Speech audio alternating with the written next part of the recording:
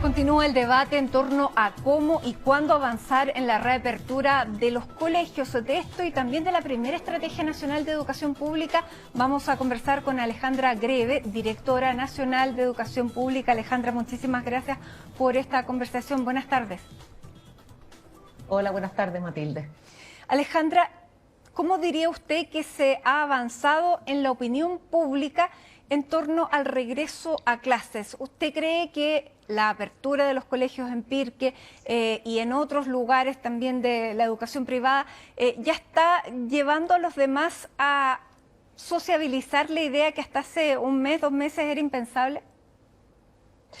A ver, mira, lo que yo creo que ha ido pasando es que esta apertura gradual y flexible de los colegios, voluntaria sobre todo, ha ido de menos a más. ¿Ya? En el caso, yo puedo hablar de lo que ha sido para nosotros los servicios públicos, los servicios locales.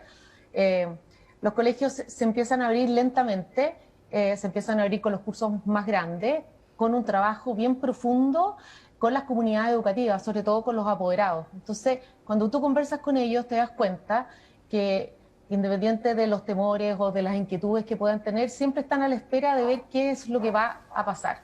Es lo mismo que ha pasado con los establecimientos que se han ido abriendo. Entonces, a medida que la experiencia ha sido positiva, que resguarda la seguridad, de que los niños han podido y han contado con todas las medidas de seguridad, es como una especie que se va como contagiando. Entonces, sí se puede, sí podemos volver, es seguro. Por lo tanto, la experiencia se va haciendo con el tiempo cada vez más positiva.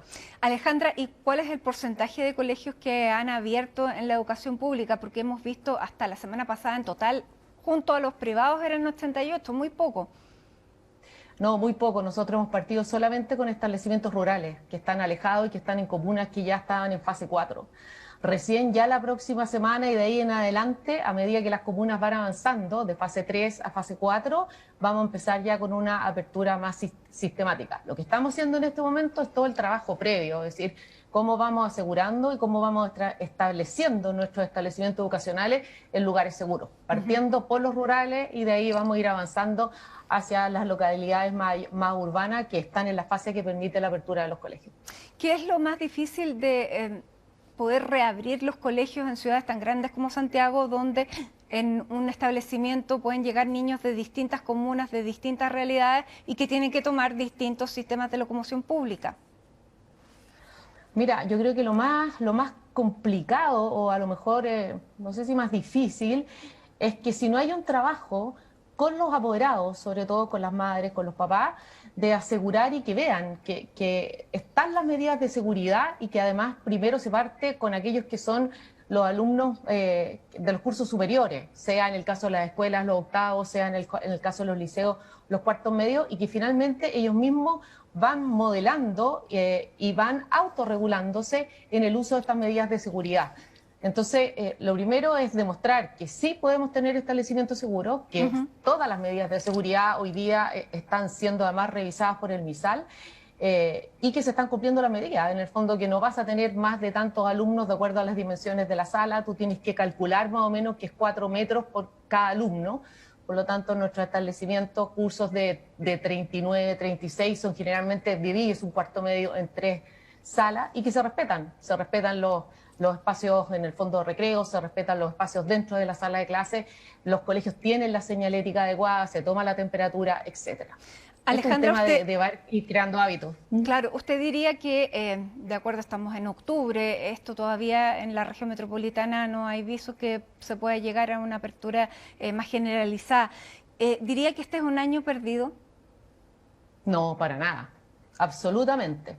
Hoy día, en el fondo, no podemos hablar de año perdido. Lo que pasa es que la escuela salió del lugar físico y finalmente llegó a los hogares de distintas formas. Hoy día tenemos experiencias positivas de que los alumnos han aprendido de otra forma, que a lo mejor eso ha sido más lento, porque tanto como los profesores, como los mismos apoderados, como los mismos estudiantes han tenido que acostumbrarse a una forma completamente diferente de aprender. No se puede considerar un año perdido porque... Mira, lo más importante que nosotros partimos haciendo era que ese vínculo, que es un vínculo social por definición que sea en la escuela, no se perdiera y se recuperara y se resignificara de una forma distinta. Entonces, Alejandra, pero ¿en qué porcentaje ese vínculo no se produjo? Porque también hay un informe que dice que cerca del 10% de los alumnos no tuvo nunca contacto, no ha tenido nunca contacto con sus profesores, con su establecimiento educacional. Mira, al menos en lo que son los servicios locales, nosotros partimos haciendo y levantando, es decir, esa información específicamente, cuántos de nuestros alumnos se vinculaban de alguna forma, ¿ya? Y ese vínculo en el fondo fuera a través de WhatsApp o fuera de que el profesor llegaba a la casa y ese alumno recibía esa guía o recibía ese material, etcétera. Y lo que hemos hecho a partir del segundo semestre es salir a buscar a aquellos alumnos que no conseguíamos lograr ese vínculo. Y de a poco, lentamente, tenemos casos, por ejemplo, como en el servicio local de Puerto Cordillera, que es Coquimbo y Antacoyo, que partimos con 600 alumnos que no tenían ese vínculo. Y lentamente hemos ido recuperando, hemos logrado, hoy día ya tenemos 160 que nuevamente están en el sistema. Están aprendiendo de una forma distinta, pero hemos ido recuperándolo. Claro, y le pregunto, frente a los alumnos que tal vez han tenido todo el año sin este contacto, ¿se va a pensar en la repitencia? Mira, yo todavía no hablaría de repitencia. Lo que sí a nosotros nos importa mucho es lograr una retroalimentación con esos alumnos. Por lo tanto, todavía nos queda octubre, lo que queda octubre, noviembre, diciembre, para que de alguna forma esos alumnos y nosotros, sobre todo, aquellos que somos responsables del sistema, podamos recuperarlo. Todavía yo creo que es temprano hablar de repitencia. Alejandra, el ministro nos hablaba hace una semana aquí en Tolerancia Cero que están pensando en el regreso anticipado a clases en la educación pública, esto es febrero. ¿Han avanzado esas conversaciones? Estamos en conversaciones todavía y ahí será el ministro, ¿no es cierto?, quien en su momento dará las fechas y lo que se resuelva. Ahora, el próximo año nada nos dice que vaya a ser un año normal porque todavía no tenemos vacuna, porque estamos viendo lo que está ocurriendo en el hemisferio norte, donde, claro, una vez que llega el otoño-invierno se vuelve a producir los contagios. Claro, conocemos un poco más, pero no estamos inmunes. ¿Cómo se va a establecer un sistema mixto en la educación pública para que a partir de marzo efectivamente reciban los contenidos los niños que este año lamentablemente no tenían conexión a internet, zonas rurales? ¿Qué es lo que va a hacer el ministerio? Mira, ¿qué es lo que estamos haciendo? Porque nosotros, en el fondo, a partir del segundo semestre, que comenzó en agosto, ya con los datos objetivos empezamos ya a aquellos alumnos que no tenían conectividad, pero sí sus zonas tenían acceso a conectividad, porque es distinto. Acuérdate que en el fondo tenemos zonas que nosotros llamamos que están iluminadas y zonas que son oscuras, que no tienen, que independiente que yo le entregue un tablet o le entregue una tarjeta, ¿no es cierto?, con bolsa de minutos, finalmente igual no se va a poder conectar. Entonces, primero a los alumnos que sí están en zonas de conectividad, le hemos mejorado la conectividad con, primero, entrega de tablet y, aparte de eso, aumentando en el fondo con estas bolsas, con estas tarjetas de chip que permiten que tengan una buena conectividad. Aquellos que no tienen conectividad, lo que hemos hecho y lo que estamos haciendo fuertemente es también la entrega de tablets, pero estos tablets vienen ya cargados, por ejemplo, con el Aprendo en línea, cosa que no necesitan conectividad para poder trabajar. Y hemos proyectado el trabajo, es decir, 2021. ¿Y qué cobertura tiene?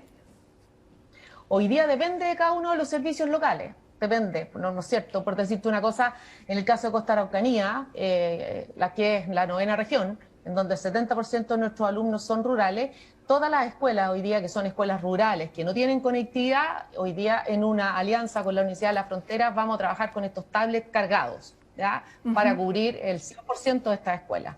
En el caso de otras, en el fondo estamos avanzando a medida de que van llegando los recursos para poder, nuestra idea es que no se nos quede ningún estudiante fuera, ¿ya? Y por eso estamos planificando un primer semestre 2021 centrado en la escuela, primero que la escuela siempre esté abierta, como ha estado ahora, porque uno piensa que los niños no han ido a la escuela, pero yo he estado recorriendo bastante las zonas rurales y sí han ido a la escuela los niños, aquellos que no tienen conectividad, en el caso de escuelas con conectividad, a trabajar. Y la idea, en el fondo, es poder tener un sistema presencial y aquellos que por por alguna razón, en el fondo, no puedan asistir a la escuela, tengan la posibilidad de tener acceso al aprendizaje en distintas modalidades. ¿Y que eso sea una garantía en la educación pública, Alejandra? Que sea una garantía, al menos en nuestros servicios locales de educación, absolutamente. En eso estamos trabajando. ¿Ya? Finalmente, teniendo claro que hay temas técnicos también.